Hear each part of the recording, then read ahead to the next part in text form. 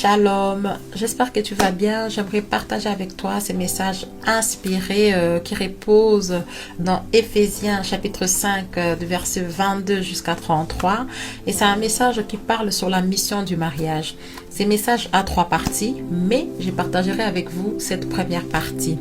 Eh bien, toi qui es marié ou toi qui inspires au mariage, peut-être ce message pourrait t'intéresser. Eh bien, je veux lire ce message que Dieu a déposé en moi.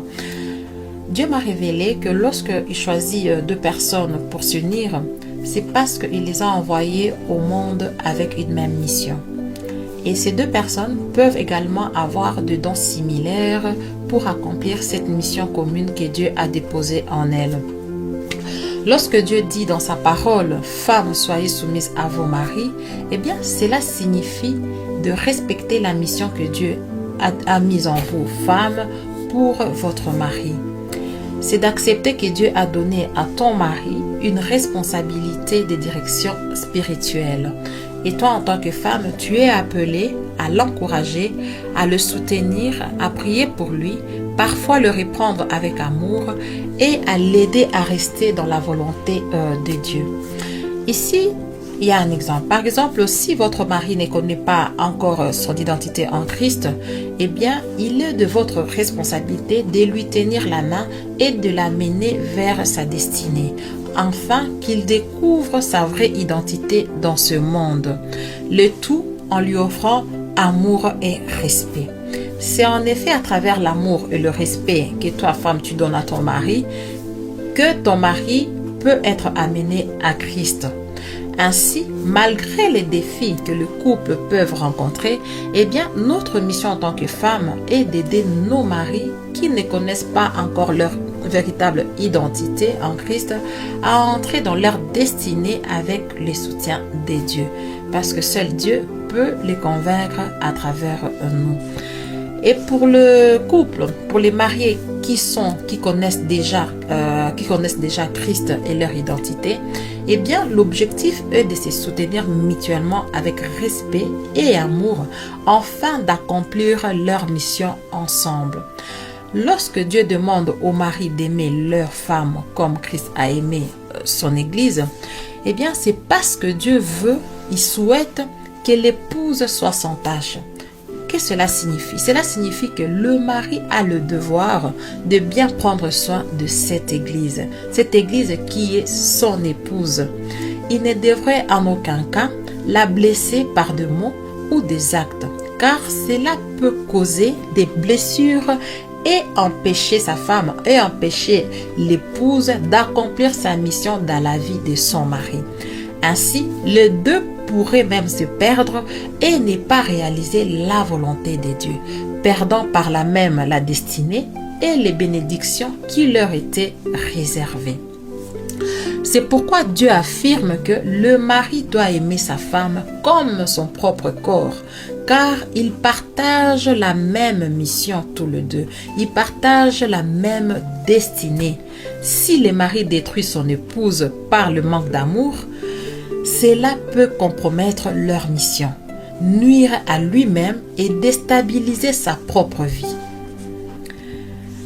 Et ensuite, ici Dieu nous parle, dans la parole de Dieu nous dit, l'homme quittera son père et sa mère et s'attachera à sa femme, et les deux deviendront une seule chair.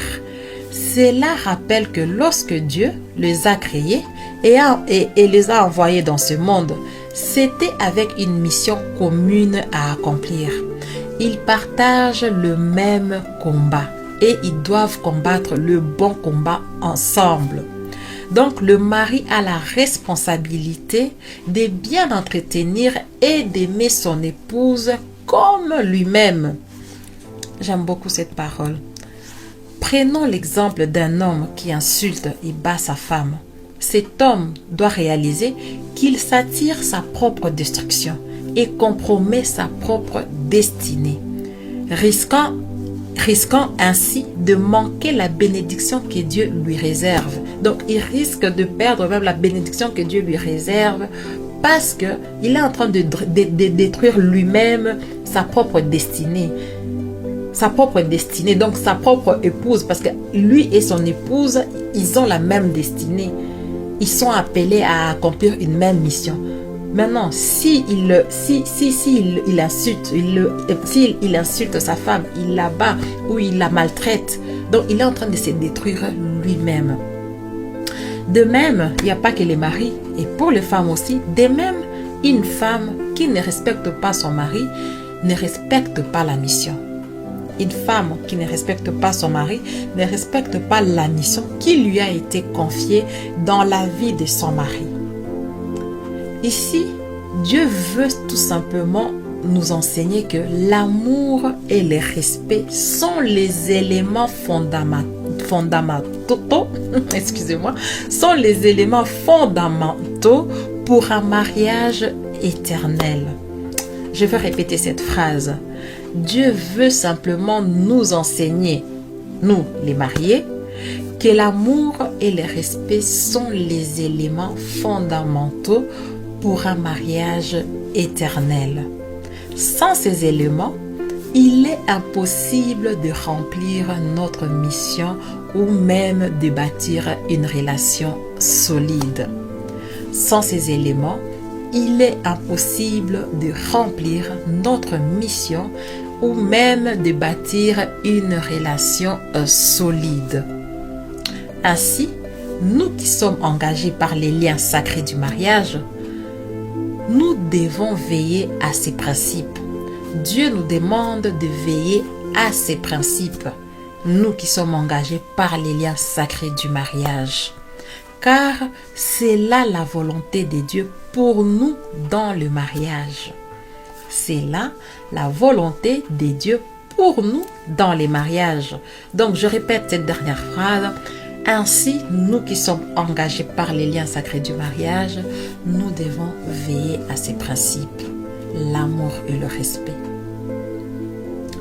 Car c'est ça la volonté de Dieu pour nous dans les mariages. Que Dieu nous bénisse et que Dieu nous accorde la sagesse et que lui-même qui soit au centre dans les unions. Que Dieu vous bénisse.